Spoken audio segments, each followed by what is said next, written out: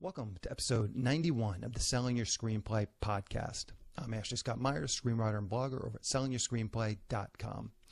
Today I'm talking with screenwriting career coach Lee Jessup. We talk about her book and we talk through a variety of career strategies for screenwriters at various stages of their careers. So there's lots of great information for screenwriters no matter what level you're at.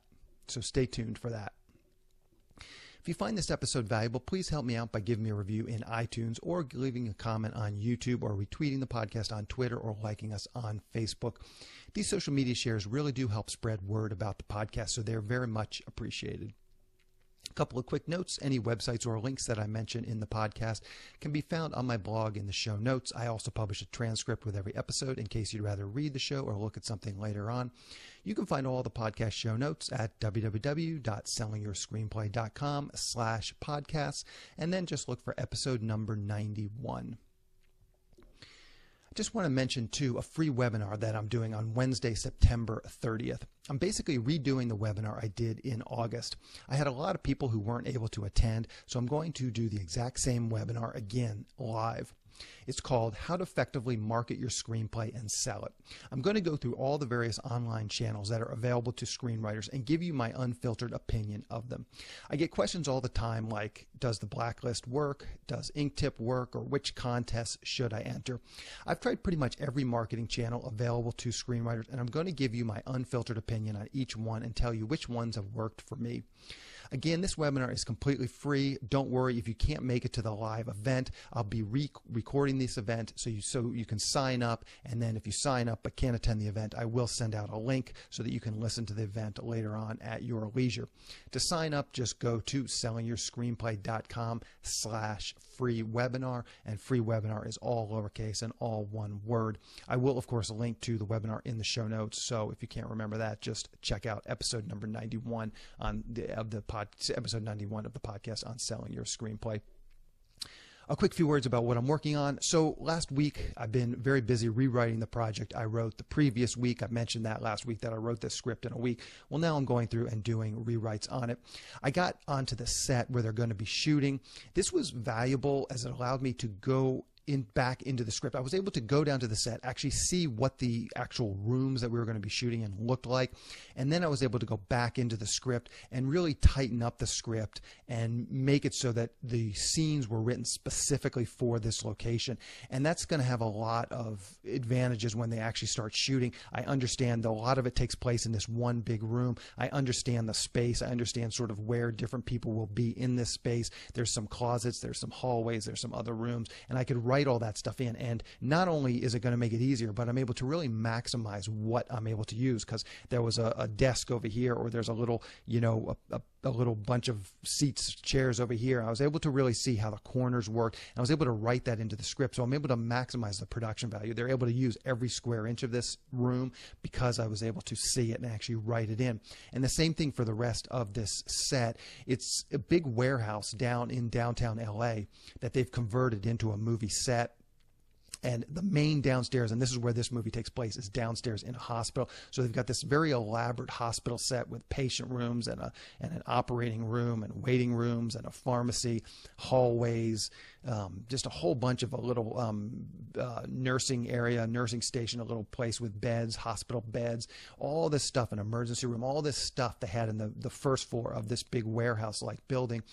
Looks really good. So again, I was able to really write that stuff in there. There's a nice staircase, there's an elevator, and these things sound strange. There's a bar set up. So then the upstairs, there's a whole bunch of other rooms. There's a classroom, there's a police station, there's some more offices, there's a locker room. So again, I was able to get a look at these things and write them into the set. There's a nice big lobby. So all this stuff we're able to use once we're renting the building. We can shoot anywhere in this building, so we're able to use every single room, and that just is going to add production value. If I hadn't gotten a look at it, I never would have written this police station into the set, but they had a whole big room, like one of those police rooms, sort of police operating rooms where all the police guys are sitting at their desks working on computers. They had a whole big setup. Looks pretty good, and I was able to write that in, but I never would have written that in because if I hadn't actually seen it, because it would have been like, gee, we're going to have to go find this set. But knowing what sets we had access to, then I can go back into the script and really tailor it to what we have. And a good example of that is there's a funeral scene, and I had written it outside at like a cemetery, but inside this room, inside this building, they had like a coffin. I'm sitting there thinking, well, actually, we could convert one of these rooms into an interior of a funeral home instead of the exterior of a cemetery. So it'll just save production a lot of money. They're not going to have to go take the whole crew, go to a cemetery, shoot a scene. They're going to be able to shoot it in this thing. Everything is going to be shot there. There's a bunch of scenes out in the parking lot. I got a good sense of that space.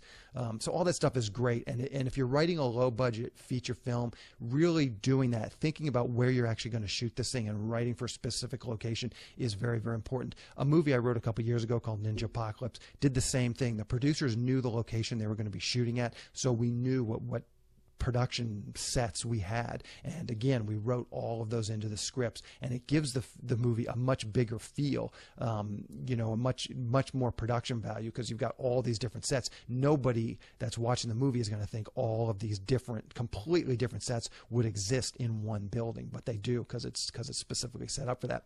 So then after we were on the set, I was there with the director. We went to lunch. We had a nice long meeting about the script. He gave me some good notes. So that's what I've spent this past weekend, really Friday, Saturday, Sunday. That's what I've spent the last few days, just going back over the script, as I said, tweaking it for specific production elements, and incorporating the director's notes. I sent him a new draft late last night, so hopefully he's ready to go. We'll see. He seems to be getting the production moving. It seems to be moving forward pretty well, so I'm very hopeful that this thing will get into production soon.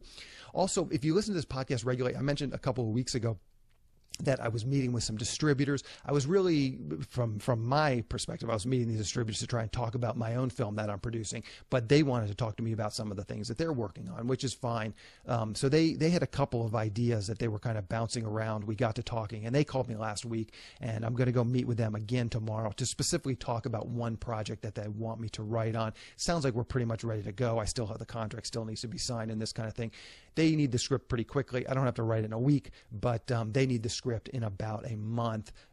It's the middle of September now, and they need it in the middle of October. So it's going to be quite a good clip to write another feature film script. And as I said, I'm still doing rewrites on this other one, but I hope that's going to sort of taper off this week, and then I can ramp up into this other script for a month. So that's what I'm working on now, is these two writing assignments. Anyways, let's get into the main segment. Today I'm interviewing Lee Jessup. Here is the interview. Welcome, Lee, to the Selling Your Screenplay podcast. I appreciate your coming back on and talking with me again. It's a pleasure to be back. Thanks for having me. So we talked originally, I guess it's now been a year and a half. It was episode number 14. I asked you a lot of questions about sort of your beginning career in the screenwriting space. So if anybody is interested in that, we'll refer them to episode 14. And then today we're going to dig into some new stuff. What episode number is this? This is, it's a good question. Probably around 90-ish, something like that. Yeah, we're pushing close to 100. Yeah. So when I record the episodes, it's a couple weeks out before, so I honestly don't know quite what the episode number will be. But I think published is like we're on 86. So by the time this goes out, it'll probably be about 90. So you recently wrote a book called Getting It Right, and I wonder if you can start out by just sort of pitching that book and telling us what that book is all about. The book is really meant to be a practical guide into the business side of a screenwriter's career. I felt that there wasn't enough information from the very, very basic, answering questions, building up a portfolio, body of work, all the way through to contractual stuff, partnerships, et cetera, et cetera. So I wanted to deliver some digestible information to writers, hopefully to get some basic answers questioned, arm the writer with information and understanding of this business and how does it work, with the good news and the bad news. I had, certainly went toe-to-toe with my publisher about wanting to keep it honest, wanting to keep it realistic, not wanting to make any false promises about how easy it is. And luckily for me, they're very respectful of that. So they allowed me to write kind of the honest perspective that I have on what it takes to become a working screenwriter. Yeah. No, it's a very unique book. As I said in the email I sent you, I've never read anything quite like it. So it's a good primer for anybody who's thinking about getting into the space. I mean, there's a ton of books about how to write your screenplay, and this is a very unique book about really sort of the nuts and bolts business stuff that you would have no way of knowing it. If you didn't work in the business, you really would have no way of knowing this stuff, and it's definitely good to get up on that. So let's talk about just some of the things. As I was reading the book, I wrote down some questions. So one of the things that came up, you mentioned a variety of online services for screenwriting, really from soup to nuts. And at one point you sort of call them, I think you even call them qualified services. And we don't necessarily have to get into like the specifics of what services are, so-called qualified. But I get this question all the time is, hey, is this service any good? Is this service, worth doing? And so how would you sort of arm a screenwriter just in a generic sense if they're wondering, hey, should I check out this service? What should they be looking for? And what should they do to figure out if that is a reputable service or a service, not even reputable, but a service that might potentially help them?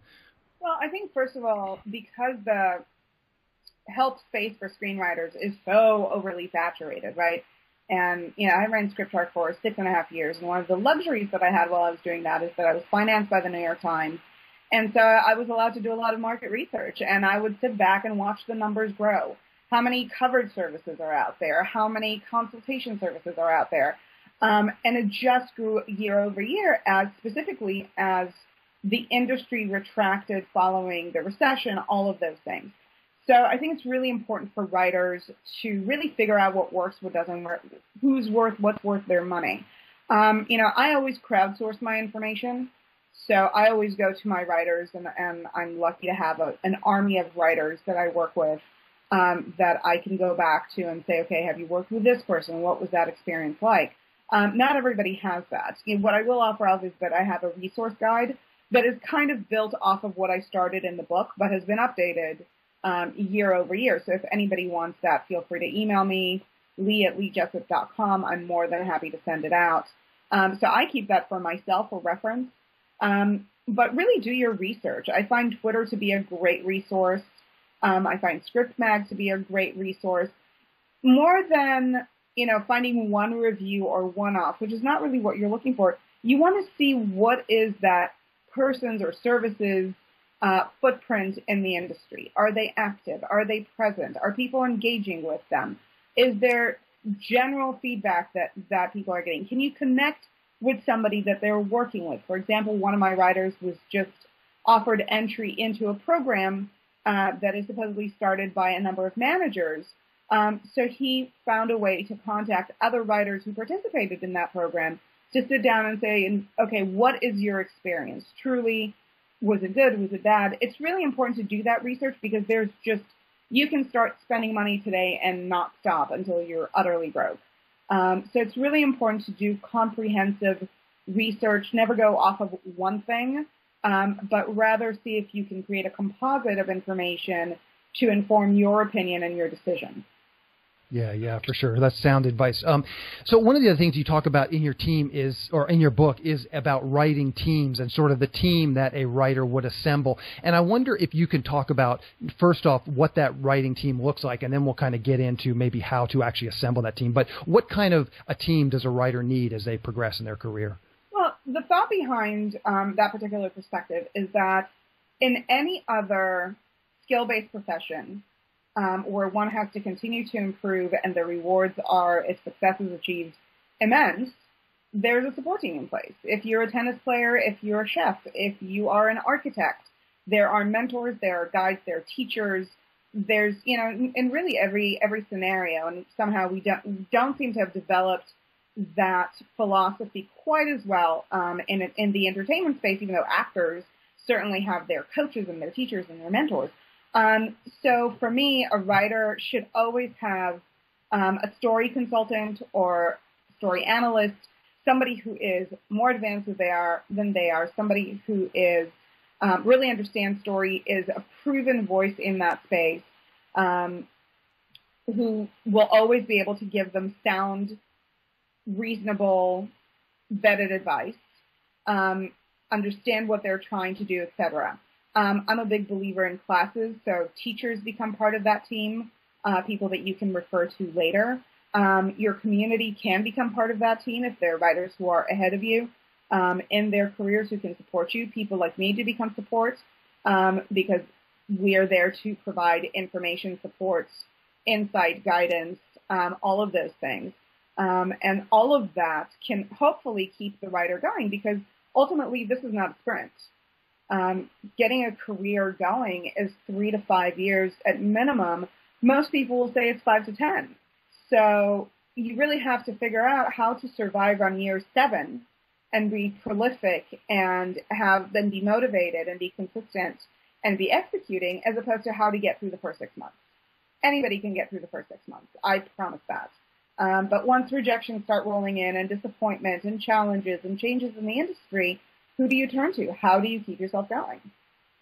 Yeah. And so where does like an agent and a manager fall into that part of that team? At what point do you recommend that? Well, agents or managers will come in at a later date. Before 2008, we saw a time where managers really stepped in at an early stage to this, and they're in developing managers. They spent a lot of time developing their clients, doing creative development. Because of the changes in the industry, we're not seeing that quite so much anymore, and managers are looking for writers with at least more complete work. It's very rarely anymore, I like the voice, let me see what we can develop for that voice.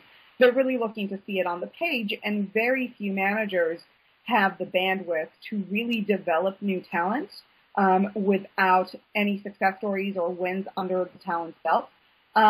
Certainly they come in later, but to me, agents and managers are effectively the writer's clients that the writer has to satisfy.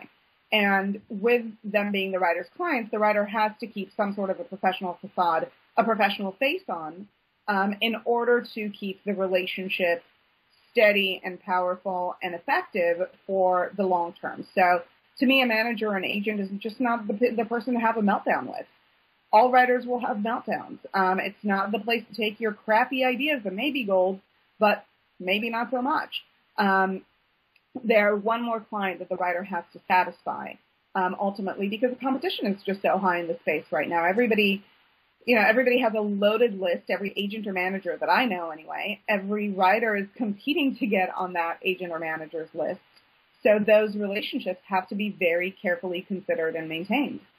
Yeah. And I think it's interesting what you're saying, and I think so many writers have this idea that I just need to get an agent or manager, and then things will be gold, and they don't realize that exactly what you just said. Hey, getting some wins under your belt before that actually is a big part of that process. And maybe you can talk to that a little bit. What percentage of sort of your clients, or even just the writers sell or option or win or have some big successes before they get an agent manager? Because I think most people that come into this, they think the first step is getting an agent manager. But what percentage would you say actually sell something before they get an agent manager? Well, I wouldn't say they necessarily sell something before an agent or manager, but definitely there's, for the majority. I mean, I have one writer who just got signed who literally didn't have one success story to his name, and it was a very scary moment, because you get a writer out with a great script and you go, I really hope that, that everybody will be willing to overlook. And the material was strong enough for that, but I know how rare that is.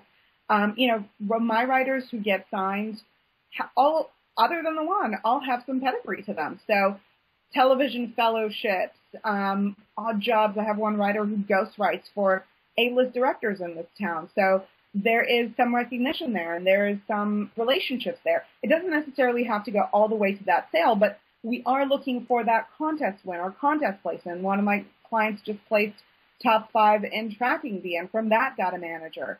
We're really looking for those sorts of success stories in order to get the writer out there. And, we really are in a place where what writers don't understand is that you get an agent, you get a manager, and I'm a big believer in manager for baby writers. I'm not a big believer in agents. Not that I don't believe in them as people, just for that stage of the career. What most people don't understand is you get the manager, the clock starts ticking. This is the time when you're going to have to work the hardest. When you've got them on one script, you're going to have to create the other script. You're going to have to prep for meetings. You're going to have to continue to impress. I have 2 clients with the same manager. One is delivering every 6 months, reinventing himself, delivering really fantastic work. The manager is thrilled, but he's working hard at this, and the manager doesn't see the hard work, right? The manager only sees the result. He doesn't see the conversations about ideas and concept development and outlines that had to be rewritten from scratch and episodes pilot episodes that had to be thrown out in order to create new ones. He just sees the work, the stellar work. He knows this writer is always prepped for meetings. The other writer has been struggling with the writing, has been feeling a lot of pressure since the first script that got him out to some managers. And it's been, I think, about 13 months now since the manager sent something out on his behalf. And the truth of the matter is the manager is now not reading the work with the same priority. Now, when this writer sends in work, he read something else a while ago, didn't like it that much. Now he's probably a month out from reading a new draft from his writer because he has to prioritize his clients. Yeah. And I wonder, just sort of casually with the numbers, again, I just feel like a lot of people feel like, hey, once I get the agent manager, it's all smooth sailing. And how many people do you see, they get that first agent manager, and you just said the clock is ticking, you've got to impress, you've got to keep, and how many people kind of reach that level, but then end up having to take a step back where their agent manager actually drops them and they kind of have to start from scratch? I would say, sadly, and this is collected from a lot of information I get from writers who come to me after the fact, but I would say there's about 30 to 40% of writers who get signed, get some hyped, and then get dropped fairly quickly. Within a year, 2 years, there's just radio silence from their reps, then they end up sending something in, there's no response, and then 6 months later you get the call. I'm cleaning my list, it's that time, I really have to focus on my other talent, yada yada. I don't think it's the right fit. Yeah. You've heard of those conversations. Yeah. So another question that kind of, and this leads into, my next question kind of leads into what we're talking about here. And I get these emails a lot, and so I'll be curious to hear your take on it. When is it time to just pack it in and quit? At what point do you tell a writer, maybe this isn't the right career choice for you? Is there ever a good time, or is there ever a point at which you recommend that? When they don't want to do it anymore. I mean, it sounds really simplistic, but I know when I'm sitting down with a writer who's just disgruntled and bitter and pissed off, and, I usually know the flip side. I've seen them happy. And the bottom line is they don't want to do it anymore, or they're making every excuse in the book why they can't do it, or haven't done it, or haven't been producing. I had a conversation last week with a writer who swears that she really wants to write and working really hard and is a very talented writer in her own right, but just not finding the time for it. And we had to have a conversation of, do you really actually want to write? Do you like the idea of your name up in lights? Or do you like the idea of sitting down day in, day out, sleep deprived, tired from your full-time job, and doing this because that's what it takes? Those are the times where those conversations come up. And I do, because I look at writer behavior as part of my job, I look at how much writers are saying they want to write, what their dreams and aspirations are, but also what they're doing in practicality. And if in practicality they are not producing, they're not writing, they're not prioritizing the writing, then it's probably time to consider something else. Okay, and is it time maybe just for a break, or time for a totally... I don't think breaks. No, okay. I've worked with writers who sold material, had material produced, big titles, who got disgruntled, left the industry, 5 years, 6 years, 8 years. Coming back is, that's starting Everest back in India. It's really... It's such a trek to come back, and there is that prevalent industry question. You had all the success. What happened? Have you been in a coma? If the answer is no, then you're just not going to be taken as seriously. So I don't, you want to go take a vacation, go away for a month, sit in the Bahamas on the beach, chill out, drink martinis, go nuts. But taking a break, I don't believe in. I know it sounds really, work campish. I get that. But I see what happens when a break is repaired, and it's so difficult. And most writers would never really truly come back. Yeah, yeah. So I wonder if you ever run into clients that, like you're just basically saying, well, if they're not enjoying the work, then maybe it's time to reconsider. But do you ever find clients that they seem to be enjoying the work and doing the work and producing pages, but you look at it and say, I just don't know that this person has the talent to ever succeed? Do you ever find yourself in a position? And I get a lot of these, people just sending me random scripts and this, and it's like, I just sometimes wonder if there isn't some God-given talent that you need. And some people, they like the writing, but maybe this isn't really a career for them. Well, people have come to me somebody came to me with a specific script and said, can I be a huge Hollywood success? And I always say, I can't judge your future or your future works, but based on what I'm seeing in front of me, if we want to go that route, it's going to take a lot of work. I do believe that there is learning involved, and a very, very important aspect of screenwriting is being challenged, learning, taking classes, finding people that will challenge your work and you get better over time. There's definitely people who haven't produced that work yet. I will never say there's no chance in hell that you'll get there, because that's really not for me to say. That's not for me to judge. It's for me to give them the direction into what will help them. But just 2 weeks ago, somebody wanted to come work with me and sent me a script, and I ended up emailing him in the middle of the night after reading the script and saying, I want to refund you your money because you're in no place to discuss your career. You need to work with a script consultant. You need to figure out screenwriting basics before we can even have any sort of non-theoretical conversation. And I felt that it was a disservice to him taking his money, because clearly he didn't need me, and any thought that he needed somebody to talk to about career and how to build a career was entirely aspirational, because the skill set wasn't there. I do want to just hit on one thing. We talk about enjoying the work, and I think it's important to make the distinction between enjoying the day-to-day of the work, besides writers who have days that they hate the writing. And for me, it's you hate every job at moments.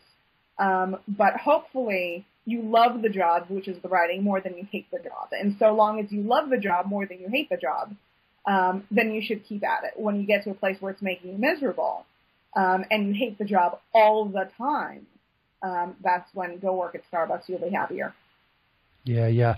I'd be curious to hear your thoughts on this. One of the things that I've been wondering myself, and as I do the podcast now, as I said, we're almost up to 100 episodes. I've kind of gone back and looked at the screenwriters that I've interviewed, and I've had some Doug Richardson, who wrote Die Hard 2, and John Jarrell, and I looked back at Mark Lawrence, who wrote Miss Congeniality. I've had some pretty big screenwriters on, and one of the things that I would say seems to be, like you talk about doing the work and this kind of thing, and I have no doubt that these people all worked incredibly hard, but it seems like most of the most successful screenwriters, they didn't have just years and years of toiling and maybe there was a year or two, but they pretty much broke in and had some success and at least got their career going. And John Jarrell, I interviewed him extensively, and I would say he's maybe the one exception. Now, I had a very long interview with him, and maybe he's just more honest about it, but he had like 7 years of real struggle living in a 400 square foot apartment down in Venice for, $700 a month. And there were really some lean times for him. But other than that, as I said, Mark Lawrence, I interviewed him. I mean, there wasn't years and years of struggle. Doug Richardson, there wasn't years and years of struggle. And so I wonder if I don't know. I mean, maybe those guys just have a lot of talent and they're able to break in because they've got the talent. And so where does that play into? And I'd be curious just to hear, you've seen a lot of screenwriters that have had successful, and just kind of get your opinion on how people fit in and how much toil the successful people have. Well, first of all, I mean, there are a few different things to discuss here. One is that the industry has changed aggressively in the last 10 years. Forget the 90s, where material was moving like hotcakes, and people were selling stuff and selling concepts, and, it was a free-for-all. I mean, Joel Roth got on a desk and within 2 weeks sold a script.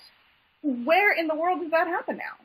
That doesn't exist in our industry anymore. So the industry has changed. If you look at Scott Alexander and Larry Karaszewski, they came out of USC and instantly sold a script. We don't hear those stories anymore, and if we do, they're outliers. The second thing is that it's really easy to romanticize how it happens.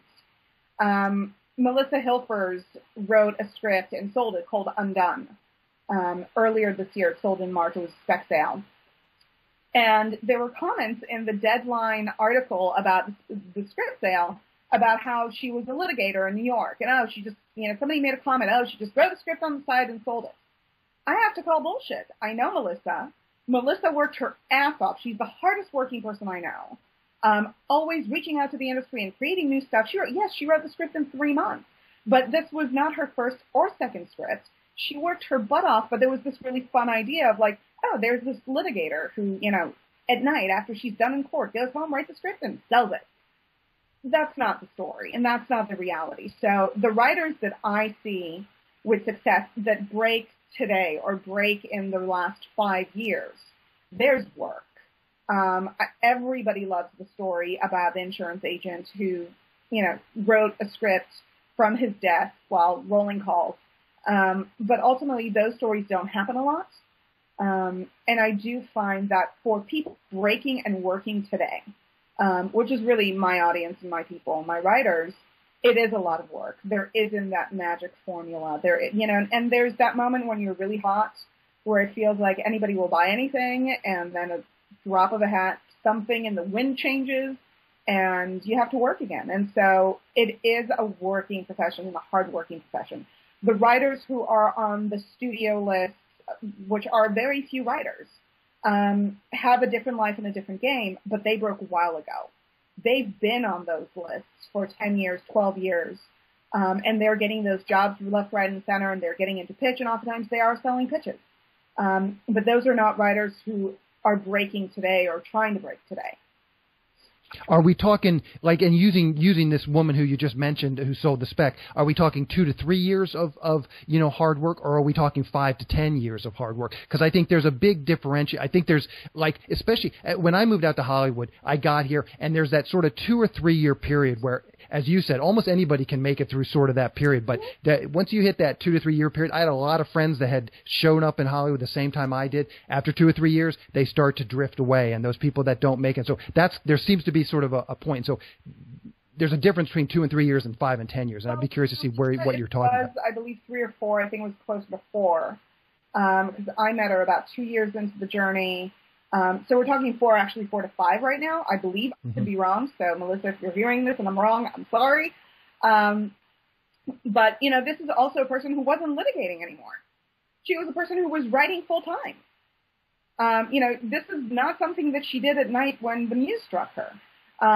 So the hours, if you look at the sheer hours that she put into her writing, I guarantee you they would compete with anybody else's hours who's working a full-time job and working at it for 10 years. Yeah. So there is, I agree with you that there are people who show up with a lot of intention and a lot of motivation right out the gate and then drift off. And that's where, Michael Haig always says this is a game of tenacity. And you know what? I get it. And that's where my point of view comes in, which is it's a marathon. You have to train for the marathon. You have to treat it as a marathon. You have to expect the marathon. Miracles don't happen. I have one writer who broke in 6 months. He went to Great American Pitch Fest a few years ago. He pitched to somebody who ultimately didn't like his work but liked his voice. It was The Asylum. He ended up getting an assignment from them to do a movie. The movie was shot 6 months later. And when that happened, I had to sit down with him and say, just so you know, it's going to get much tougher for you. Because that's how this world works. This is an outlier. This is an exceptional story. And things did get tougher. Of course, he's writing more movies for the Asylum now. He's having great success. He's working casting over there as well. But this was an outlier, and he knew it, and I knew it, and we had to kind of take that in and still prepare for hard work and tough battles that he had to fight. Yeah. Okay, so one of the things I thought might be interesting, you kind of talk about career coaching, writers of all different levels. So I thought it might be interesting just to run through some of the different levels and maybe talk about some of the common problems that someone at this level is making, and then potentially some fixes for those people that are at that level. So let's start out with, beginning writers. What are some of the mistakes that you see beginning writers make, and what are some of the things that they could do to shore those mistakes up? The first mistake is always, I wrote a script, my first script, it's the first draft of my first script, and it's so great and I'm going to send it out. I'm going to get it to an executive and it's going to get made. A lot of first-time writers don't understand the process, don't understand the importance of rewriting, don't understand the importance of early and often exposure of the work. the importance of a really good idea behind the work, as opposed to just, oh, it happened to my mother, so I thought I'd write about it, because it's always been in my heart and it's meant something. So really picking your ideas, vetting the work, getting into writers' groups, finding a mentor, consultant, a reader, somebody that you can work with, that you trust, that has a great reputation, a class that you can get into to really make the work as strong as possible, because a lot of writers, and this has happened to me for years, well, I'll talk to a writer and they'll say, oh, I have a script, I need an agent. And I'll say, well, how's the script? Well, it's okay, it's pretty good, but I need an agent because I'm a writer and I'm so brilliant. And the important thing for first-time writers, new writers to remember is that what's on the page has to match what you believe you are as a writer. There is no, I'm a great writer, but on the page, it's okay. It really has to be great. So that's a big thing, reading a lot of scripts, understanding how this industry works. I have writers, for first-time writers, will come to me and say, I wrote an animation script, and I want to sell it. And then you have to go into the conversation of why you can't sell an animation script in Hollywood, because they're all developed in-house.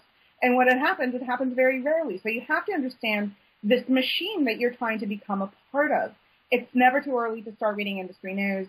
It's never too early to start reading screenwriting blogs, commentary, all that sort of stuff, to understand what is that living, breathing, ever-changing industry that you're trying to break into. Yeah. Okay, so let's progress one step further and talk about some of the mistakes that writers, maybe they've won a contest, maybe they've optioned something, maybe they've somehow got an agent, but they haven't quite sold something yet. But they're definitely past those sort of beginning stages. What are some of the mistakes you see them making, and what are some of the things they could do to fix those mistakes? Well, we talked about, or you mentioned a few different types of writers here, so let's break it down a little bit. With contest scripts, Shelley Malott at Final Draft, who's a good friend, I'm a coach over there for the Final Draft contest winners, always sits me down and says to me, can you explain to them the difference between a contest script and the real script? And so we have to have a conversation about understanding that a script that can win a contest oftentimes is not judged by the same criteria as a script that sells. It's that simple. You read for different reasons. You read without considering budget, without considering audience marketability, without considering the international market, without considering a whole slew of things that come into consideration when purchasing a script. So writers always have to really consider whether their contest script is also commercially viable, market viable, and if not, start working towards that one. Writer with an agent, writer that maybe got an option, there's a slew of mistakes there. To me, the biggest mistake is not starting on your next great script right away. Having that next piece, you get a manager, you get out there, you get some generals. You get the generals on the merit of the script that got you in the door, right? Everybody likes the writing, let's meet the writer, and most likely it doesn't always end up with a purchase. They want to know what's the next thing that you have. What's your new shiny toy that everybody's going to be really excited about? Talk to me about that. The writers that don't have that to talk about do themselves a real huge disservice. I have a writer right now who's out in generals on one pilot, and it just so happens that he happens to be finishing another pilot that's a month out. So he's already pitching the next thing and getting his fan base really excited about it so that he can deliver the next thing to people that are eager to see his work. The last thing that I'll mention, well, two more things I'll mention here. One is the wrong measure for success. A lot of writers talk about, I'll succeed when I sell that spec for $1 million. First of all, specs don't sell for $1 million in today's industry very often at all. Secondly, not a lot of specs are selling. So how do you measure success? You have to measure success by general meetings, by assignments, by being put up by your rep to go after jobs. As opposed to just selling that one individual spec. We're going to be selling less than 100 specs this year. So selling a spec cannot be the measurement of success for a writer. We have more than 3,000 working writers. Does that mean that those 2,920 writers have all failed? No, they're working. They're getting paid. So it's finding the correct industry-appropriate measurement for success as opposed to the outside of the industry measurement for success, which is when are you going to win your Academy Award? Or when are you going to write that blockbuster? The last kind of bit of mistake that I see out there oftentimes, and clearly there's many more, but I'm just trying to pick the highlights for you, are writers who write a script, get an agent, get a manager, and then just sit on their hands. I did my job, you do it now. And, one agent said to me years ago, Brent Rose, said, I get 10% of the money and therefore I'm doing 10% of the work. And that's it. And the reality of building a career, that takes a lot more than 10%. In this climate, we're talking about 20, 30, 40%. So you have to be writing your next work. You have to be taking responsibility for networking, for meeting people, for getting connections, for getting out there. So expecting the agent or manager to kind of take the whole thing and run with it is a very wrong expectation. And that's where we go back to what we talked about earlier, writers getting dropped. Yeah. I want to just talk about one thing that you kind of just mentioned. There's a very humorous story in your book about a writer who won a contest, and then like 2 years later, he got back to you and said, "Okay, I'm ready." So and that's obviously a thing. That's a clear example of what not to do. Yeah. But maybe we can talk about what realistically, if someone wins one of the bigger contests, what should they do and what can they really expect? Again, I get these emails, and it's exactly what you're talking about. People think they're going to win. I mean, even the Nichols Fellowship, you go and look at the list of the scripts that have won that, most of them have not actually made it into production, and that's the top of the key. So what can people realistically expect, and what can they do? What should and could they do with even a quarterfinals in the Nichols or a finalist in one of these bigger contests? Well, I think you're speaking to something very true that's happening out there. I'm going to win a contest, and then it's all going to fall in my lap. Whether the organizers do it for me or the script does it for me or whatever it is, it's just going to come to me. Really, for me, contests are all about pedigree. They're all about creating some differentiator for your script. Here's why you should read my script and not the other 100 that are sitting in your queue right now. But that means that you have to get your script out there. That means that you have to utilize every win as a bit of credibility to get in front of people, to say to people, I got an 8 on the blacklist. I was a finalist in Nickel. I was top 3 in final draft. So you really have to use that win, first of all. Rather than wait for the organizers or facilitators to get the material out there. I work with the winners of the Faden contest from last year, and they wrote a great script, period piece, and they kind of took it and ran with it, and that's exactly what you should do. They didn't rely on the contest organizers to do all the legwork for them. Every contest is going to do a little bit of legwork because ultimately getting your script out there, getting you signed, and on the occasion of getting material discovered, picked up, like Matriarch that happened through Launchpad, or Bethlehem that happened through Final Draft, or Extent that happened through Cassidy. Of course, that gives the contest credibility. It makes it more relevant for the industry, but the organizers also know that it's not going to happen every time out. So they're going to do what they can, but then they're going to move on to their next contest, to their next effort, and it's really up to you, the contest winner or the contest placer, to take that and run with it and make the most with it. It's also for you to understand whether your script that you love, that you toiled over, is a contest script or whether it's a market viable script. Evan Doherty won the script pipeline contest and went on to write Snow White and the Huntsman. He was discovered through that, but ultimately he was just discovered that way. It was then that he hooked up with a manager who was excited about him, who positioned him for other success. But it wasn't that contest script. So you have to figure out whether that contest script is enough to not just attract you attention, but to be a viable market sample. I'll see scripts with, those things that, just are never going to happen in real life, so far as material getting picked up.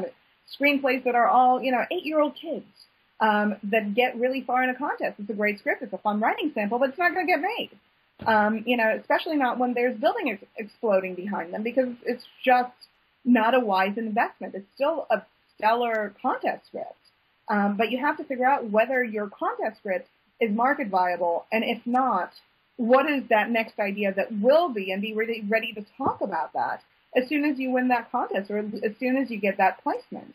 So that's really, really important stuff.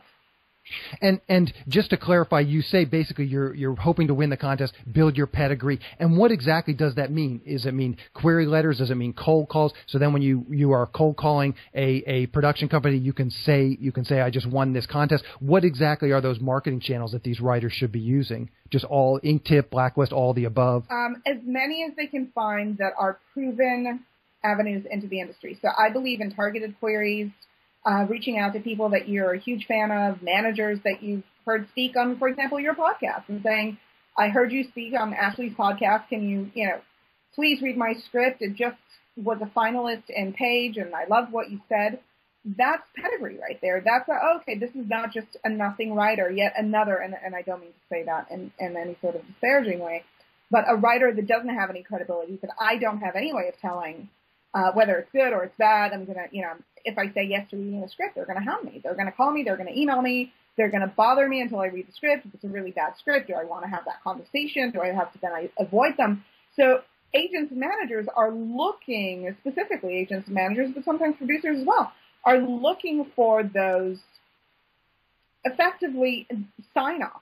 They utilize contests and the Blacklist and Spec Scout, which is Scoggins' service, as vetting services to identify good material. We're seeing roughly 60,000 scripts getting registered with the WGA every year. How do you find the really great 500? That's the question. Or, let's say 5,000 of those are pro scripts. We're still talking about 55,000 scripts that you would potentially have to sift through.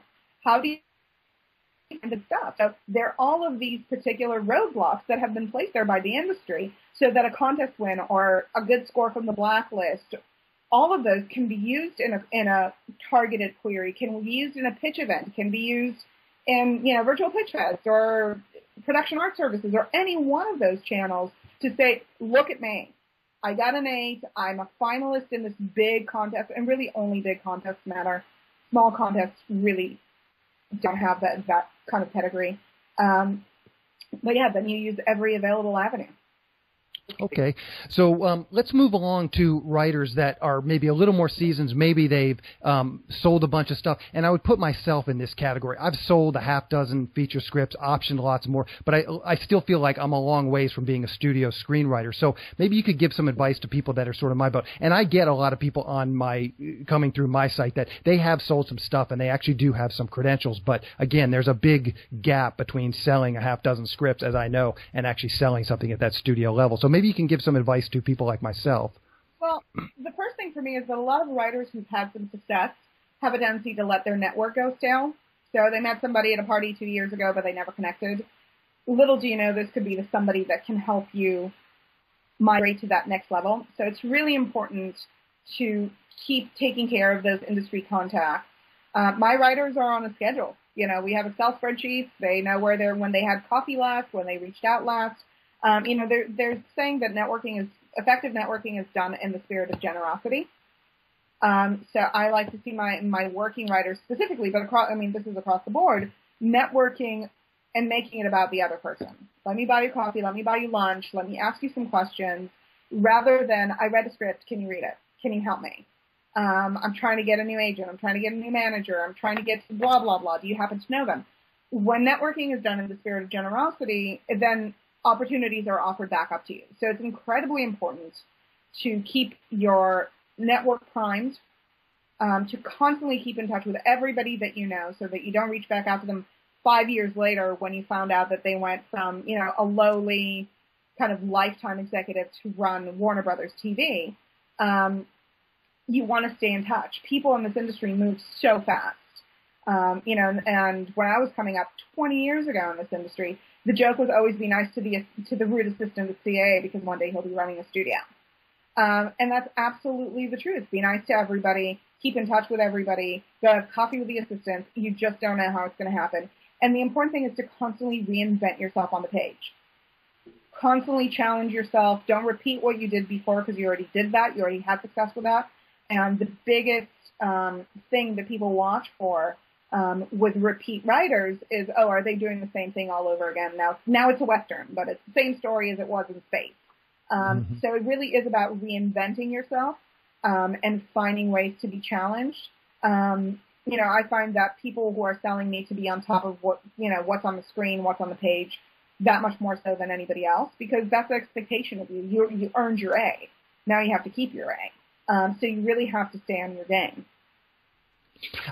One of the things I wonder, and that's all sound advice, and I appreciate that. One of the things I wonder, and again, I'd be curious to get your thoughts on this, is now that I've sold a bunch of scripts, and these movies have been made, I wonder if there's not some, like now it's like, a bunch of these movies have been made, and none of them have been particularly good. So I almost wonder if that doesn't hinder me a little bit, is people kind of figure, well, I've had my shot, and you're talking about reinventing yourself.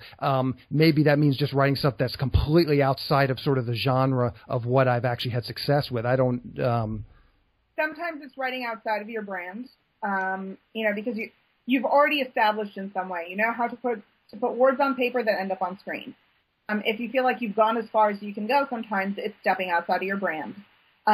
Sometimes it's learning to have those tough conversations with representation that a lot of writers really don't want to have. How do I get on that studio list? How do I get onto a lot? How do I start meeting with those executives just as a general introductory kind of stuff? A lot of writers don't want to push because they're afraid, specifically if they've sold some stuff but they haven't made it into, the kind of big A-listy, $30,000, $40,000 a week for assignments, yada, yada. How to have those conversations without pissing representation off. A lot of times it's about doing that with TV, with my clients in TV. It's a lot of holding up and saying, yes, I have opportunities to staff or to go in as a story editor, or then to go in as a co-producer, but I'm going to hold up. I'm going to reject all those opportunities, and I'm going to potentially not staff for a year, but I'm going to wait to go to a co-EP level. Mm-hmm. It really is about making the brave decisions, not the easy decisions. Yeah. And do you think just having a large number of mediocre credits, though, do you think that ever becomes just a detriment? I've had people. It's like, I don't need another crappy credit on my resume. And I've had some people recently that said, they offer me something for a script. And it's like, I'm looking at them thinking, they're going to make another mediocre movie. Do I really need that on my resume? Do you think that's ever a hindrance? Or, Michael Caine had some famous saying about acting, it's like people forget the bad movies. It's just being everything. And he's kind of proven that. I think there's something to that. But I don't know. Yeah, but the reality is that for every Michael Caine or every Johnny Depp, that people forget that he was in the nick of time, and, a bunch of kind of neither here nor there movies. For every one of those, there are actors that were almost there and didn't make it. And I think it's very easy to say those things when you bridge the gap, when you made that leap. But I think that at some point you start being labeled, and we do this everywhere and everything. It's just human nature. We want to understand who it is that we're dealing with, so we start labeling based on the information that we have. And I've worked with production companies before. It was like, oh, what about this writer? Well, he's a B-movie writer. We want somebody who's more A-listy or could go that way. So I do think that too many of those and consistently can hurt you. I can tell you that, I have one writer who wrote for The Asylum. I have another writer. I was like, you're allowed two. You're allowed 2 Asylum movies. After this, you're an Asylum writer. Like, this is what you do. And not every Asylum writer becomes the writer who wrote Sharknado. So you do have to really consider where you want to hedge your bets. Yeah. Okay, so let's move on to working TV writers. Maybe you can talk a little bit about, again, some of the mistakes you see them making and what a actual working writer in television could be doing to move their careers forward. Well, television, even more so than film, is a world of relationships, right? It's about ingratiating yourself in every possible way with the people that are higher up than you, making those allies. Being great in the room, not irritating anybody in the room. And I can tell you that specifically on the, PA level, staff writer level, and sometimes even story editor level, I will hear stories about writers who lost their cool, writers who stepped over the toes of the EP, the co-EP, God forbid the showrunner, with pitches, who, have illusions of grandeur in the room. You really have to figure out where your place is always in the room until you get showrunner. You always have to know your place. There's a real hierarchy on TV, and you have to understand it. You have to have a lot of friends on TV across the board, and you have to also get to a place where you start making a stand for the shows that you want to write on as opposed to the shows that you're being invited to staff on, whether as a co-producer or consultant producer, etc. So, at some point you can say, okay, I can be on Law and Order now, or a Law and Order type show for the next 10 years. But if I do that, I'm likely never writing on Sons of Anarchy or Masters of Sex or, Bastard Executioner or any type of those kind of more highbrow cable shows. I do see a lot of working TV writers with their network sample, but they really want to work in cable. So you really have to write to your sensibilities, to where you think you're best, as opposed to where you think you can be fit in. And not being afraid to take that stand and saying, I'm not going to staff at this level, I'm looking to go the next level on a new show. Yeah. Okay, so let's wrap up this section of the interview. Just we're talking about studio level writers. What are some mistakes that you see them making, and what can they do to fix those mistakes? Well, we have to remember studio level writers are very few and far between. Mm-hmm. But where I see those things kind of start to fall apart is where I've known a couple of writers who got a little bit of a God complex. It's my movie. It's my show. I say how it goes. I know better than everybody else. I'm going to call the executive and rip them a new one, and they get off the list.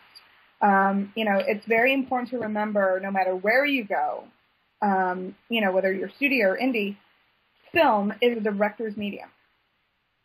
TV is more so of a writer's medium, but, the director is the captain of the ship.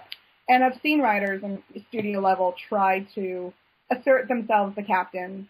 It never worked out. So yeah. The other thing that happens with studio level writers is that they can price themselves out.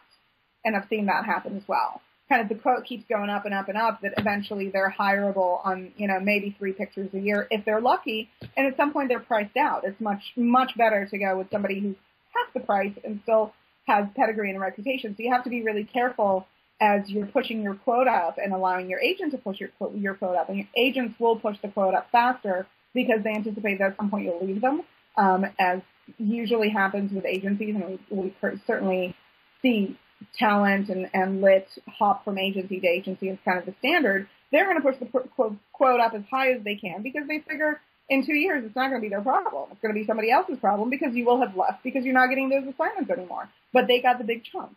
So you have to be really mindful on what your quote is, and is it going up too high to a place where you are just no longer in the market and no longer viable for those studios. Yeah. Okay, let's talk about you're running some online support groups for screenwriters. Let's talk about that for a minute. Maybe you can kind of tell us what those are all about and how people can look and learn more about them. Sure. I have a big passion about writers' community. I know for a fact and have seen it throughout my career that writers thrive when they have counterparts, when they have other writers to talk to learn from, when they're hearing the questions that they didn't think to ask. Where writing is not just a hobby. It's something that is alive and well for them. I'm involved with a writers group here in Los Angeles that I've been involved with for years, and I've seen how those writers have grown and evolved and succeeded with each other's support. And so I decided to do an online experiment, really, which is how it started, to see if I can create community for writers who are maybe not in Los Angeles, even though we have some writers who are, to connect them a little bit more to the world of screenwriting. And so we have a private Facebook page. We do monthly online sessions. The writers get to submit their questions. I know writers in the group have exchanged pages, have read for one another. Just today, somebody was coming on saying, "Hey, I need a new copy of Final Draft." So instantly, there was somebody with a discount code, and somebody else with, "Oh, I won Final Draft in a contest. I will pass my voucher on to you." So there's this instant place for writers to turn to with the smallest things, like where do I get my software, all the way to much bigger things, like what happened with the Academy Awards nickel reviews yesterday. I don't know if you heard about this, but no, I haven't. There was a very negative, condescending, and unprofessional review that was posted online from one of the nickel readers for a contest submission, and there was a whole brouhaha about it online. And so my writers chose to come together and talk a little bit about that and have other people where they knew, they understood where this person was coming from. They had some history. So it creates the safe environment to learn about the industry, to talk about the writing experience, to complain about it when it sucks, to talk about, insecurities. I have an agent. I haven't turned anything in 12 months. What do I do? And really allow writers to go think ahead and think about their current station.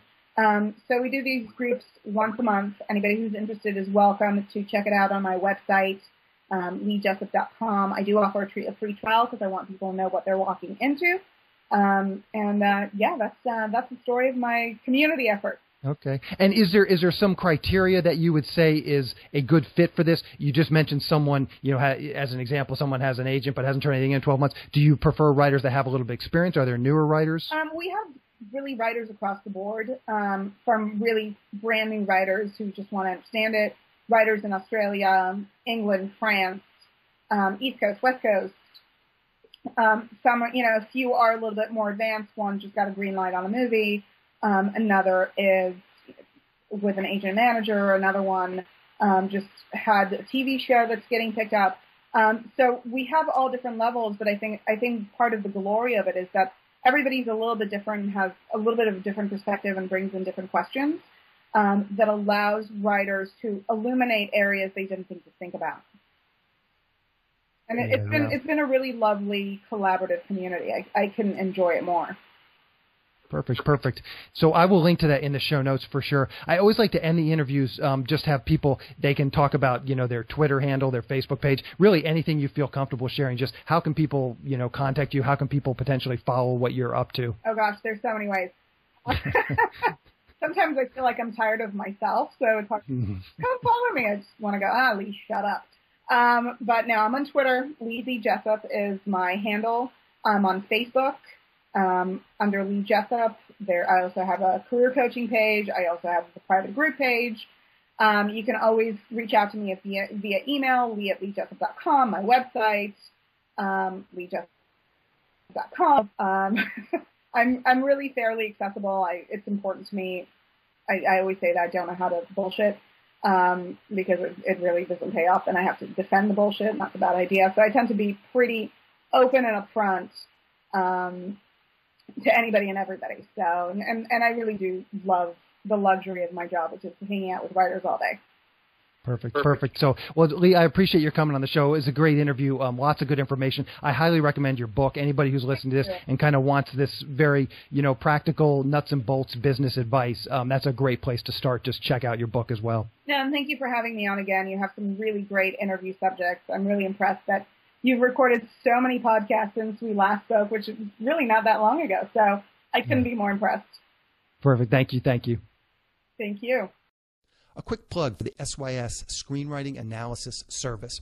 It's a really economical way to get high-quality professional evaluation of your screenplay. When you buy our 3-pack, you get an evaluation at just $67 per script for feature films and just $55 per script for teleplays. All the readers have professional experience reading for studios, production companies, contests, and agencies. You can read a short bio on each reader on our website, and you can pick the one who you think is the best fit for your script. Turnaround time is usually just a few days, but rarely more than a week. The readers will evaluate your script on 6 key factors: concept, characters, structure, marketability, tone, and overall craft, which includes formatting, spelling, and grammar. Every script will get a grade of pass, consider, or recommend, which should help you roughly understand where your script might rank if you were to submit it to a production company or agency. We provide analysis on features and television scripts, and we also do proofreading. So if you don't want an analysis but would like someone to proofread your script, we offer that now too. We will also look at a treatment or outline and give you the same analysis on it. So if you're looking to vet some of your project ideas, this is a great way to do it. Write up a treatment. We have various different lengths that we'll look at, and then our readers will read those treatments and give you again the same sort of professional analysis of that treatment. We will also write a logline and synopsis for you. You can add this service to an analysis. So if you don't want to write your own logline or don't want to write your own synopsis, this is a good way to get that done. I recommend that you do. No one knows your material better than you, but some people have a hard time with this, so that's another service that we're currently offering. As a bonus, if your script gets a recommend from a reader, you get a free email and fax blast to my list of industry contacts. This is the exact same blast service I use myself to promote my own scripts, and it's the same service I sell on the website. It's a great way to get your script into the hands of producers who are looking for material. So if you want a professional evaluation of your screenplay at a very reasonable price, check out www.sellingyourscreenplay.com/consultants. In the next episode of the podcast, I'm going to be interviewing Brian DeLue and Adam Egypt Mortimer, who wrote a film called Some Kind of Hate. It's a very candid conversation about all the struggles they went through to get this movie made. They wrote a script which they thought was good, low budget, and they got a lot of positive feedback on it, but it was a real battle to get this thing made. And we go into some real details. So if you're considering shooting your own film or just interested about how the process works, keep an eye out for that interview next week. It's as I said, a really candid conversation with these guys about all the struggles that they went through. Anyway, that's the show. Thank you for listening.